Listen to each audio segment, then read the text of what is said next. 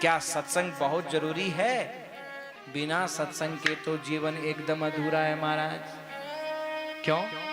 बोले तुम्हारे जीवन में चाहे कितना भी बंगला हो, कोठी हो, मकान हो, गाड़ी हो, सब कुछ हो, लेकिन सत्संग के द्वारा प्राप्त होने वाला वो अंकुश ना हो तो जीवन बेकार है। सत्संग के द्वारा कौन सा अंकुश मिलता है? तो गोस्वामी जी महाराज कहते हैं, बिनु सत्संग। देखो गोस्वामी जी की चौपाइयां बड़ी सरल है, इतनी सरल है कि जिसने कभी रामायण खोल के भी नहीं देखी हो वो भी अपने मतलब की चौपाई तो बोल ही लेता है। जब सूखा पड़ता है तो किसान कहता है का बरसा जब कृषि सुखाने। सूखा पड़ने के बाद वर्षा होती है तो वो भी बोलता है कि अब क्या बरसने से मतलब है, उसे भी याद है? और जब कोई किसी की बात नहीं मानता तो जैसे वो मंत्रा बोली, कौन नृप होई हमें का हानि। भैया कोई राजा बनो, हमें क्या मतलब है, मत मानो नहीं मानो तो हमारी बात।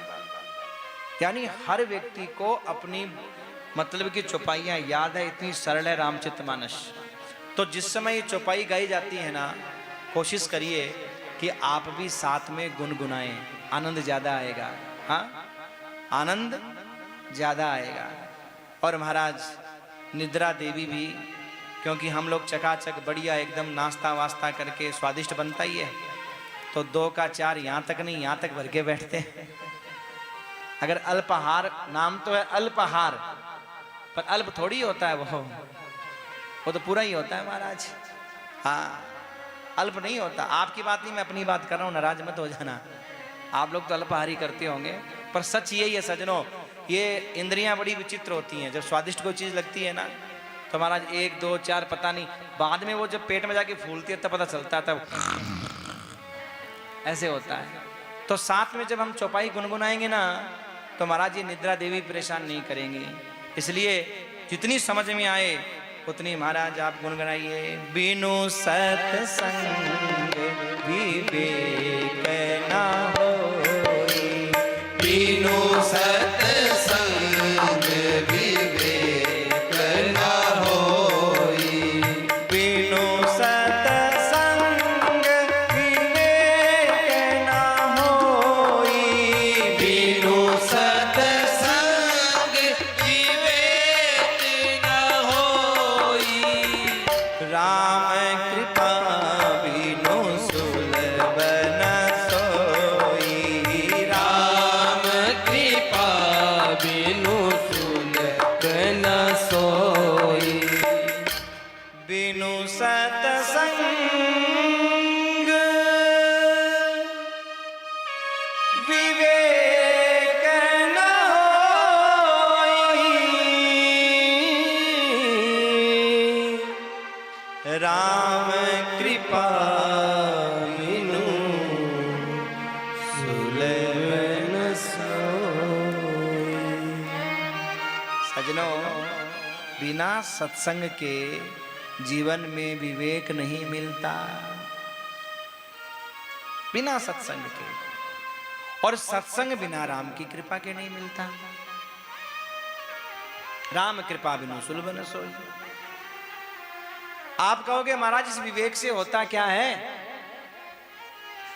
देखो, विवेक वो अंकुश है जो हमें सही और गलत का ज्ञान दिलाता है, निर्णय करवाता है। आज सज्जनों क्या हो रहा है, हमारे पास ब्रेक है ही नहीं, अंकुश है ही नहीं। जैसे गाड़ी 5 करोड़ की हो, सब कुछ ऑटोमेटिक चलने वाला सिस्टम है। आप जाओगे, दरवाजे भी अपने आप खुलेंगे, बंद भी अपने आप होंगे, स्टार्ट भी अपने आप होगी, चल भी अपने आप देगी, और महाराज मुड़ भी अपने आप जाएगी। तुम सोच रहे हो वैसे वैसे चलेगी वो, तुम सोच रहे हो वही करेगी अपने आप। बोले एक ही कमी है, क्या? बोले गाड़ी में ब्रेक ही नहीं लगते हैं, बस ब्रेक नहीं लगते बैठने के बाद। अब बताओ 5 करोड़ की गाड़ी क्या 5 कौड़ी की भी है?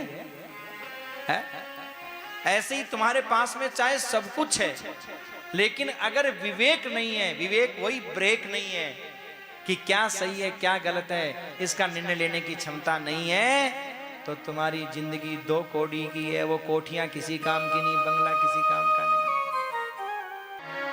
सठ सुध रही सतसंगत पाई। सठ सुध रही सतसंगत पाई।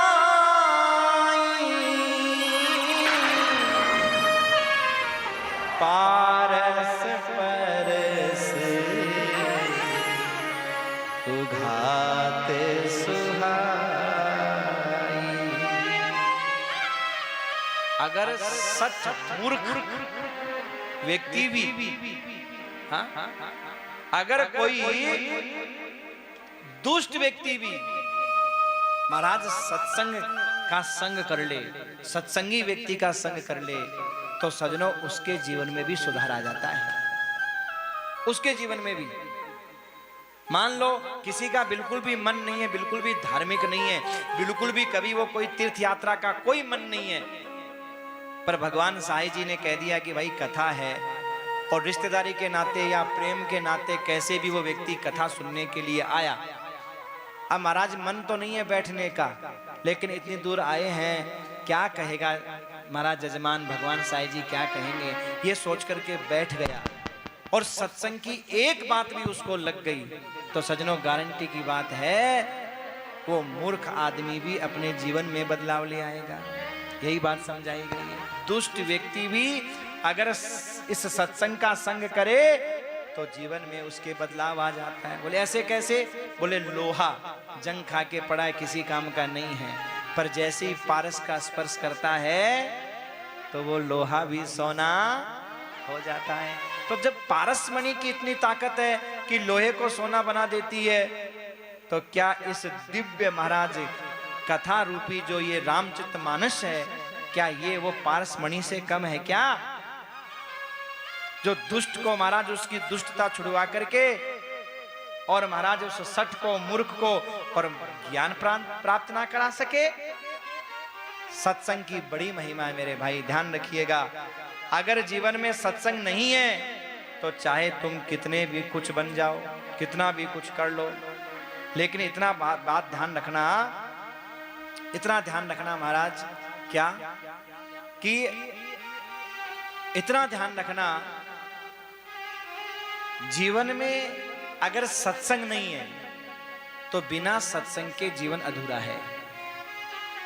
देखो अगर भोजन ना मिले तो शरीर कमजोर हो जाता है, पर जीवन में कथा और भजन सत्संग ना मिले तो आत्मा कमजोर हो जाती है, और जब आत्मबल कमजोर हो जाता है ना तो सोचने की शक्ति खत्म हो जाती है, और मुश्किल की घड़ी में ये सत्संग ही काम आता है।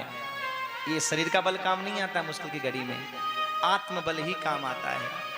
और आज के बच्चों के पास आत्मबल नहीं है, कथा तो सुनते नहीं है, आत्मबल आएगा कहां से?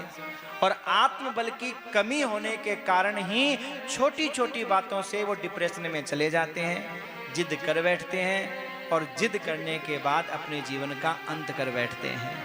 इसलिए भैया जीवन में सत्संग की बहुत आवश्यकता है।